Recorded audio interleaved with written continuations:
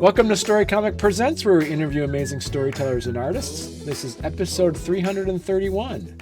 I'm your host, Barney Smith of Storycomic.com, and we're honored to have with us the internationally celebrated and award-winning children's book author and illustrator, Ashley Spires. Hello. So nice to be here. That's a big title. It's a lot for me to live up to. I'll do my best. But it's true. You are internationally acclaimed and you are award-winning. So, yeah. I guess so. I don't know. Yeah. You know, when you do this, it's just what's next, right? It's always just what's next. What's on the plate? What do I have to do? And best to look forward, not so back so much. But yeah. That's right. Yeah. And so is it true? So you have to your name, and I'll make sure I got this number right, 43 distinct books that you have either illustrated. I feel like that's more than I would have thought. But I thought I was in the 30s. But it could be, but also some of the books you've illustrated too, as well. Yes. So, with the ones I've illustrated too. Yeah. Right. Yeah. It's been busy. It's been busy. Yeah. Busy. So I have a 9-year-old and I have a 9-year-old and a 7-year-old daughters, and I got a 3-year-old son. They brought home a couple of your books, and the best part about it, and this is and we can go into details about this as well later, is that a lot of people don't understand how difficult it is to write and illustrate a children's book. Binky The Space Cat was the book that she first read, and I fell in love with that. And that was one of your first books that you came out with before. It was shortly after Penguin and the Cupcake, correct? Yes. It was a happy accident. I feel like that book was a happy accident.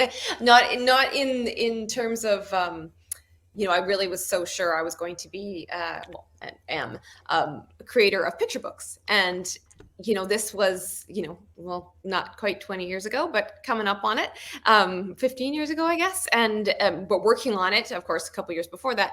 And I pitched it as a picture book. And my editor at the time, at that point, there was maybe Baby Mouse and not a whole lot else in terms of junior graphic novels. And she was the one who said, this concept's great, but what about doing a junior graphic novel? Which I was like, oh, that sounds great. I have no idea how to do that.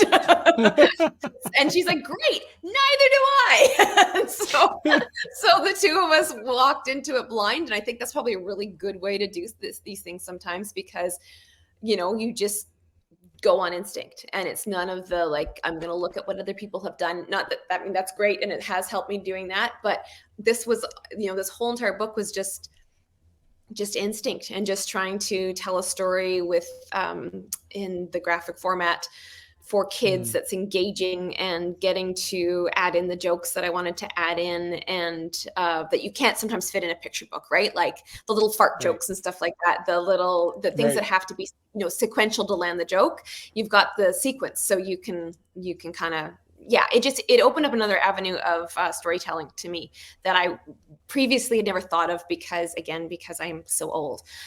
Growing up, you weren't allowed to read comics, and like we were in the 80s, you're not allowed to read comics in elementary school. So I was blown away that you could do that now. And so it was it was a happy accident, but it hit the mark, and it's still going strong all these years later, and has had other lives, right? It's it's a box set now, which is kind of cool. That just came out.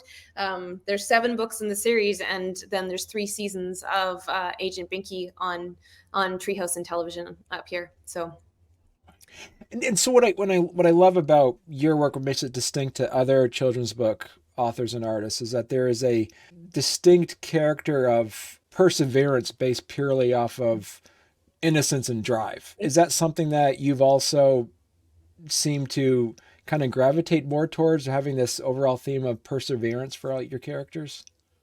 First off, thank you. That is really high praise. No, really, I love that. That's what you get for my books. That I did my job then. Thank you. I don't think it was intentional. I think when it comes to me anyway, when it comes to writing a story, there's always going to be a part of me in it. And if there isn't, kids can smell it from a mile away, right? They know inauthenticity. And it took me a while to sort of sort out the right way of mining my own experiences and making them palatable for children and connecting with them. And I think that honestly, that's just something that I it's a part of me. There's a certain amount of, definitely drive is a huge part of me, but Mm. also just that like kind of hopefulness and wanting people to be kind and belief in kindness and innocence to be actually the strongest thing that you can bring to the table as a human being, as opposed to all the other things that some people bring. So I love that that's what you see in there. I think it was unintentional, but I think that anytime I create a character like that, I want to spend time with them if they're like that. And so if I want to spend time with them, I'm hoping my readers will feel the same. How does that process work when you first get something down that your agent or an editor starts to kind of dissect it and kind of change it a bit? And how much sway do you say, well, this is kind of the heart of the character? How does that work? It really just depends on the project because Right. some of them, like with Binky, right? So the crux of the story was there, the concept was there, but my editor thought the concept was perhaps a bit too big for a picture book, and this was why she suggested expanding it into a 64-page graphic novel. Um, Okay. uh, with some things, it's as simple as a drawing I might do for fun. The small Saul book started as a doodle that I did in while I was working my day job in my 20s and was real bored, and I drew him in a sketchbook and just looking as he does, goofy and adorable, but dressed as a pirate. And I thought, okay, why would this character be a pirate if he is kind and adorable? Why would he be hanging out with these mean guys? And so this whole story about this character who's too short to join the Navy, but his dream is to sail the high seas. So he goes to pirate college instead. All of that from a drawing. And so that's, something like what I just said there becomes my pitch and like, okay, what do you think to my editor kind of thing? And if they Right. think there's a germ there, then it expands. Sometimes it's as simple as well of we have a great bookstore up here called Kids Books. There's a few around, and I've gone in there and said, what do parents come in saying? We want a book about this. And they years ago they said we want fairies. Like everybody wants books about fairies. And so I did my research, looked at fairy books, and then played around with a lot of things. I actually had a male fairy character for a long time.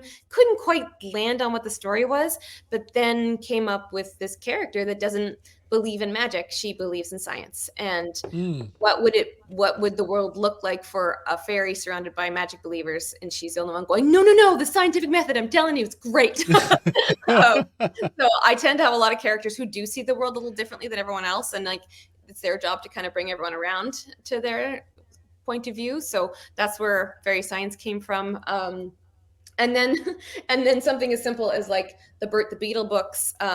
We have these very massive June bugs out here in British Columbia, and they're Yeah. called 10-line June beetles, and they're about yay big, and they're specific to the Pacific Northwest. And so people who would come visit me from other parts of Canada or the US would see them on the street in summer and go, oh my God, right? Because he's just like, and they hiss at you and everything.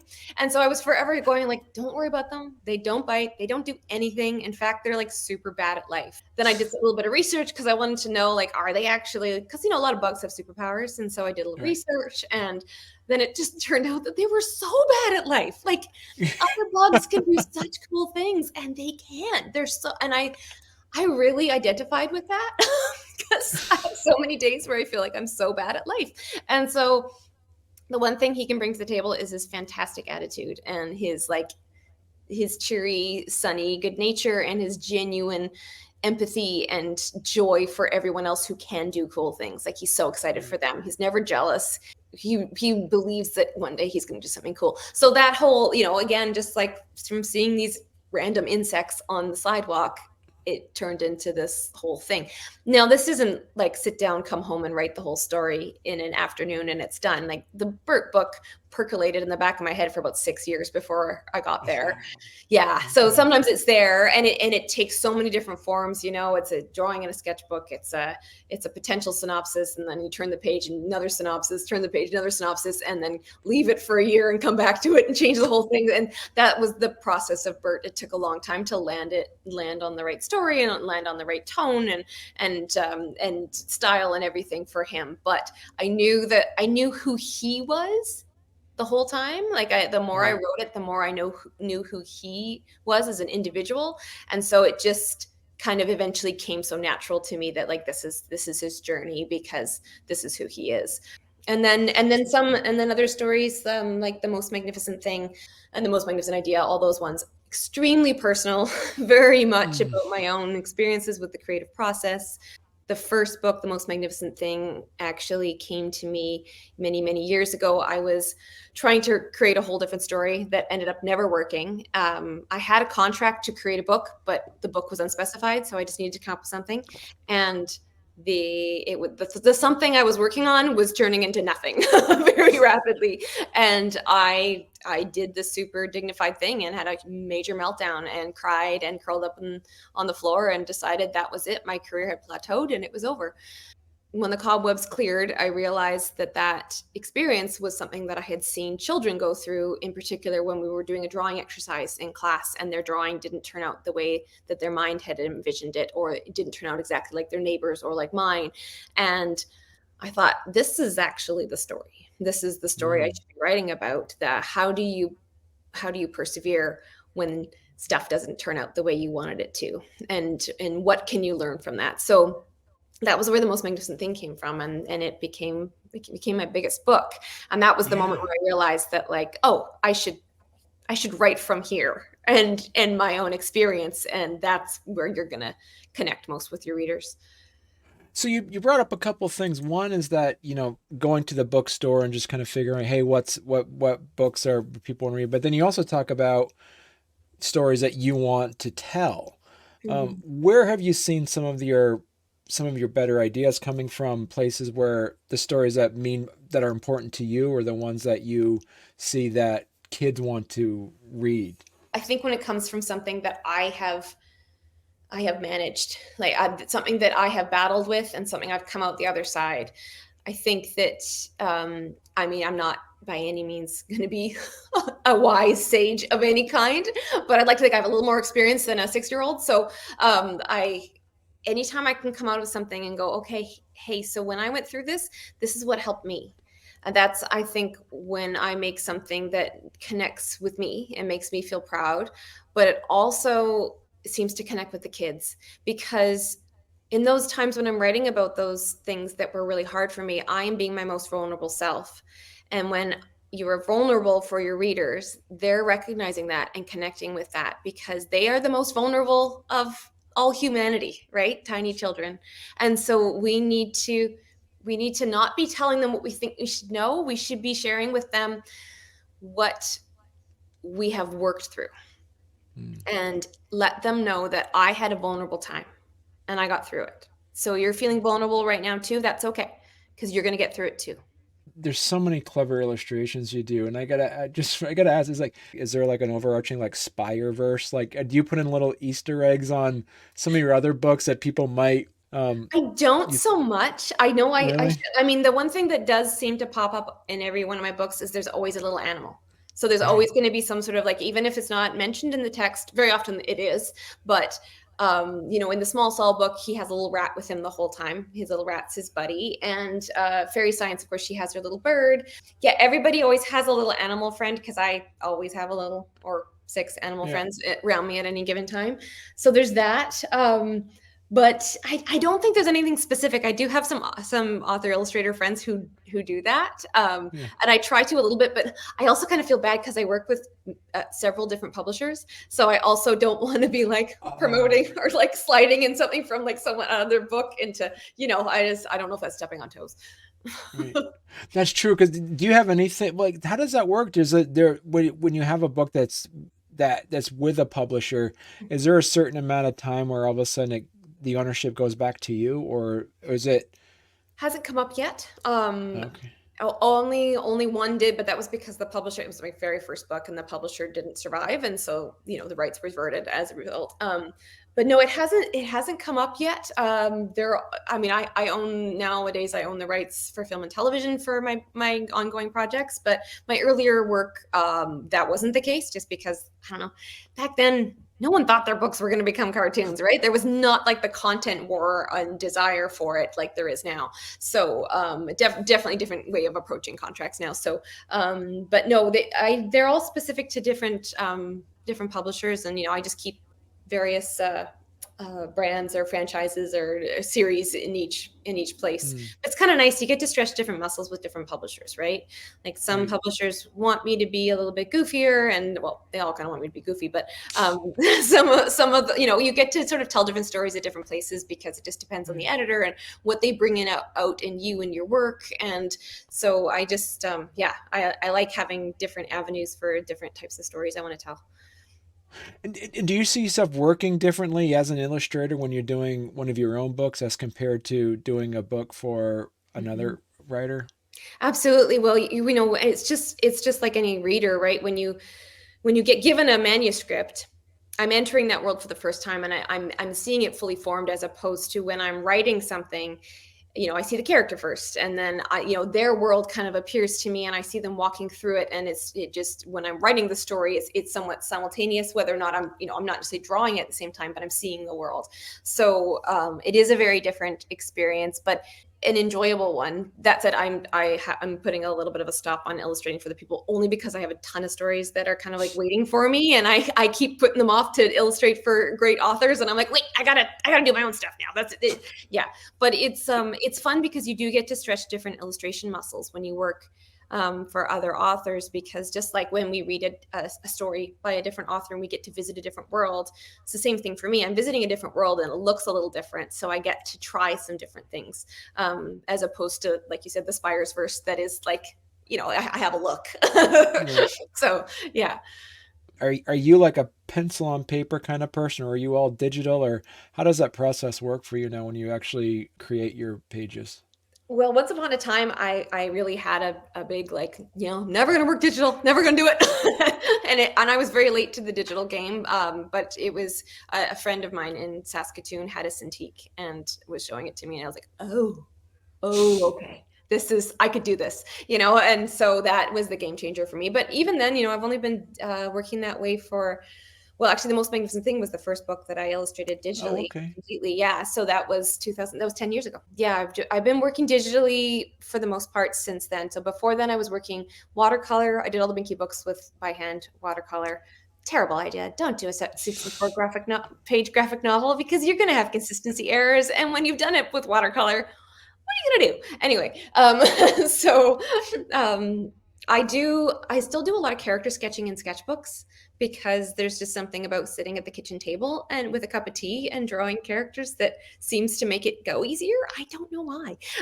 But after that, I do most of, and thumbing. I do thumb on paper still, because I'd like to have it next to me when I finally get down to the Cintiq and it's there, and I can kind of go off that. But otherwise, yeah, I'm strictly digital. It's very convenient as well. I live in BC. Most of my publishers are either, most of them are Toronto, but also New York. It's, years and years of packaging up your artwork and sending it off, and then they're paying for it. It's just, life is so much easier when it's digital. And yeah, so I predominantly work that way now. It's just in Photoshop. I'm not, I wish I was a tech wizard, but I'm still feel like I'm learning so much, and I have a long way to go still, but it's fun. But but that's a good point. You said you when you kind of like create, you kind of sketch out something. Do you script out the thing and then actually create thumbnails, or are you tell a story through thumbnails first and then kind of like fill in the words after? How does that process work for I'm you? definitely a words first kind of person. Okay. Like I said, there might be a character sketch that pops in, and there will definitely be like heavy illustration notes in my manuscripts or my drafts, because I've been doing this enough to know that I'm going to say this, but then in the image you're going to see this happen, and that contradiction is where you get the humor, or furthers the story in some way. So there's lots of illustration notes, like this character does this, walks into this room, or but I don't actually start drawing it until the manuscript is pretty much locked, because as soon as I start drawing it, then that can become locked in my head visually, and so I want to leave it as open visually to myself as possible. And the best way to do that is to just refine the words to the point where they're as refined as possible, and then I move over to visuals. Yeah. Okay. What piece of skill or advice that you wished you knew when you first started writing and illustrating? There's a few different things. Um, I think one of the things would have been, yeah, to maybe not worry so much about trying to give the world what you think they need to read, but instead write the stories that you need to tell, if that makes any Oh, sense. that's a good one. So, and I still struggle with that because, we all want a New York Times bestseller, but there's no way to control that. We have no Right. control over how any of your books are ever going to get received in the world. But the thing you can control is the story that you're telling and its importance to you.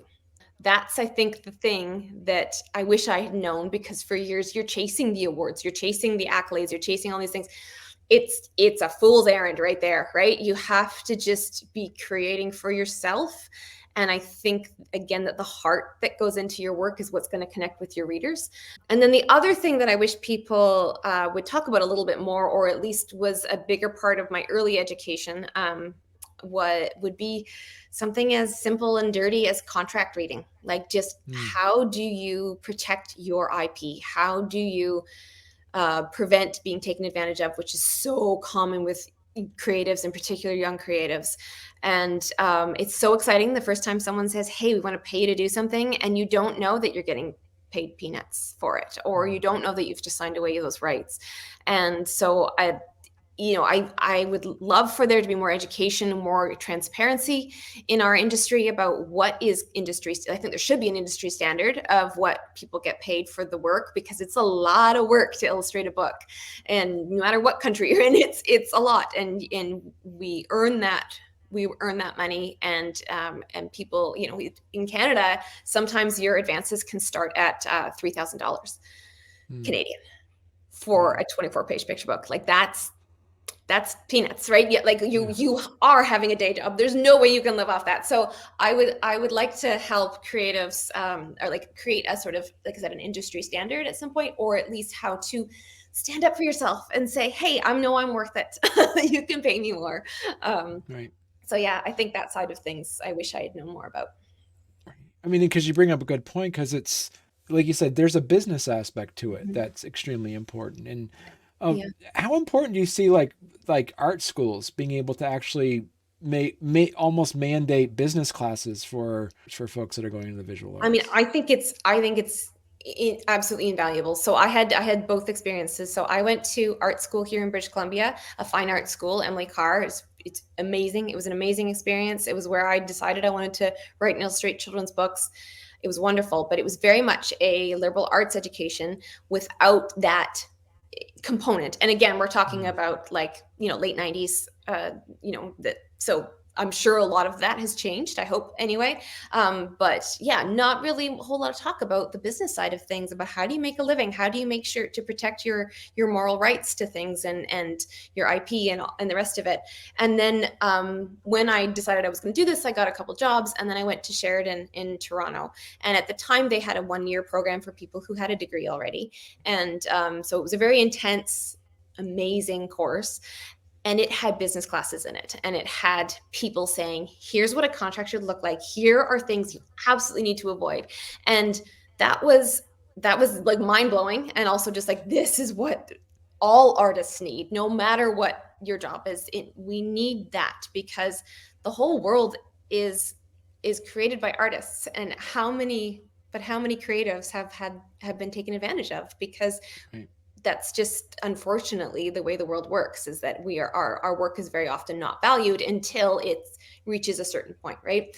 I think it should be mandatory, and it's definitely something, as I get a little bit on in years, I'm quite passionate, and I hope I have an opportunity to actually go back to university and impart some of that, like go to a university and talk to the students and talk to them about the importance of this. Not that I have massive business knowledge in it by any means, but just really talk about how I know it's a pain to pay $500 to a lawyer to look at your contract when you're only getting paid $5,000. But you don't know what's going to happen with that book. You don't know what's going to happen down the road, what rights you've just written off. You Right. have to do it. And if enough people did it too, then maybe a lot of publishers wouldn't try. Not that I'm saying I work with great publishers up here, but some of the smaller ones, they cut corners and they try things. And it's really important to protect yourself. Right. Where do you see children's books in the industry in the next 10 years? So think about children's books. They are enduring, right? They are, because while all technology in the world will change, kids don't. Kids want to hold a book. I remember years ago when they talked about everything moving to Kindles, and oh no, it's a death of children's books. Nuh-uh, because no one's going to hand their kid a Kindle, right? No one's going to hand their 2-year-old something they can smash. You're going to give them a book, and yes, they might tear the pages, but that's part of the they also need to hold something, and they want to look at it over and over and over again. So I think books themselves are going to survive.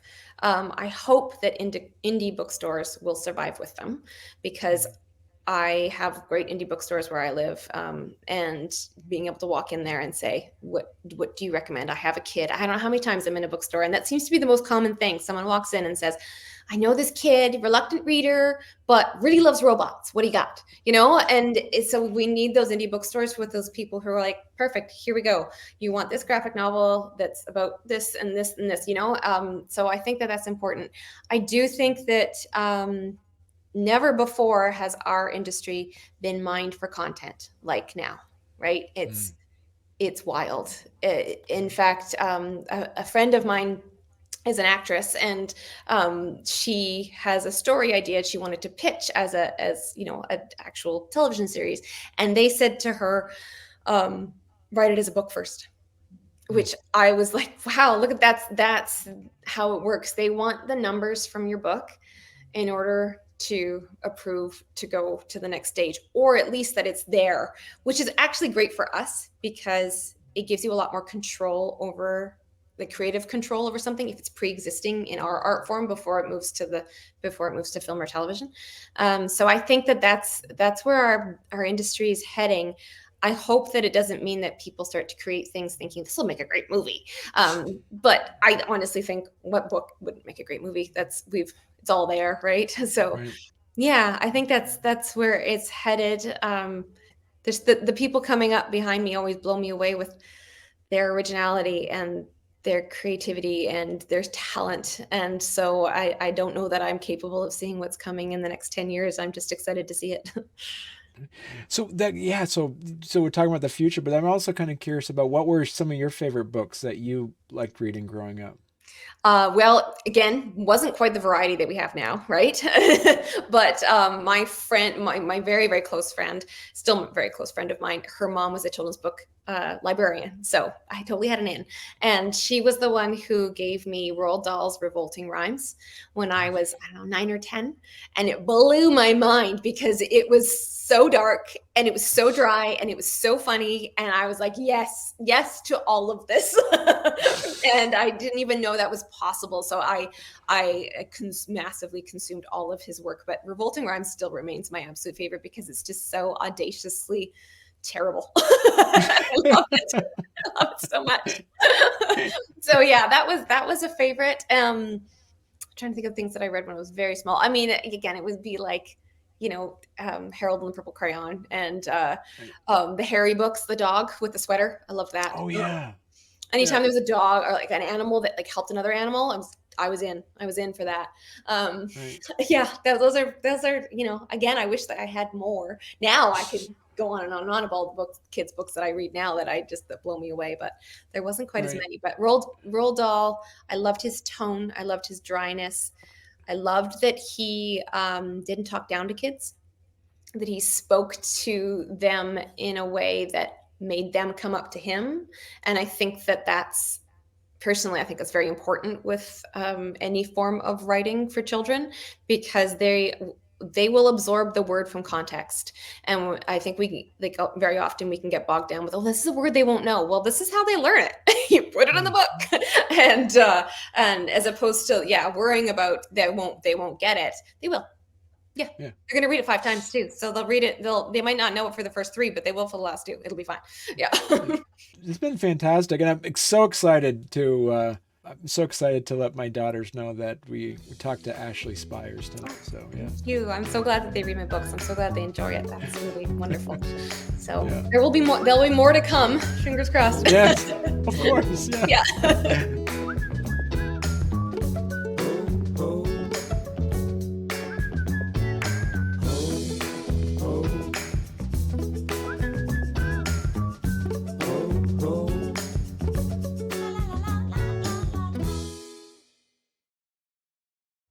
I know. Isn't that We weird? remember the 90s. Yeah. Which is why when the styles came back, I'm like, no, no, no, no, we're No, good. We did we're this. good. We don't need that. Yeah. This was bad the first time round. Why are we doing it again? Yeah.